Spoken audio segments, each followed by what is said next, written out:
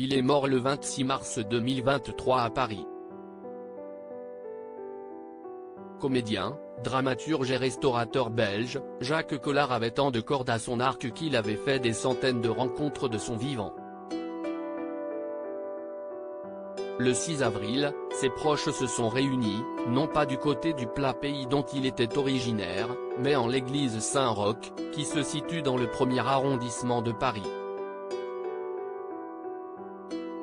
Nombreux sont ceux qui étaient venus pour lui accorder un tout dernier clin d'œil. Sur les marches de l'église Saint-Roch, amis et amis de Jacques Collard se sont croisés. Et pour cause.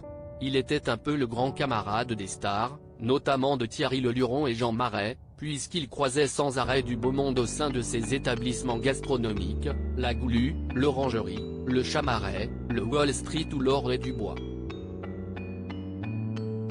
On relève, le jour de ses obsèques, la présence de Candice Patou, d'Yves Lecoq, Laurent Renard, Jean-Noël Mirande, Olivier Massé, Dominique Bonnement, Yvan Zaplatilek, Jean-François Guillet, Raphaël Cohen, Dominique Besnéard, Cyrielle Claire, Olivier Lejeune, Jean-François Guillet et de son frère, Angelo Dolce, Tania Lopère, de l'attaché de presse Pierre Cordier ainsi que de Gérard Leclerc et de sa femme Julie. Jacques Collard, officier de l'ordre de la Couronne. Jacques Collard avait 91 ans quand il a poussé son dernier souffle.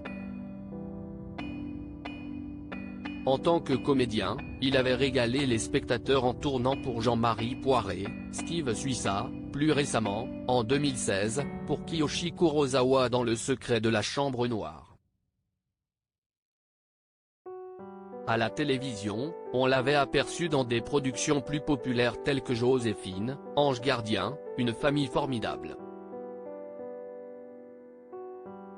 Dramaturge, il est l'auteur, seul ou en collaboration, d'une vingtaine d'adaptations théâtrales dont Les Enfants du Silence, 1993, et Ladies' Night, 2001, couronnés respectivement du Molière de l'adaptateur et du Molière du meilleur spectacle comique. Il avait été fait, en Belgique, dans son pays, officier de l'ordre de la Couronne en septembre 2014.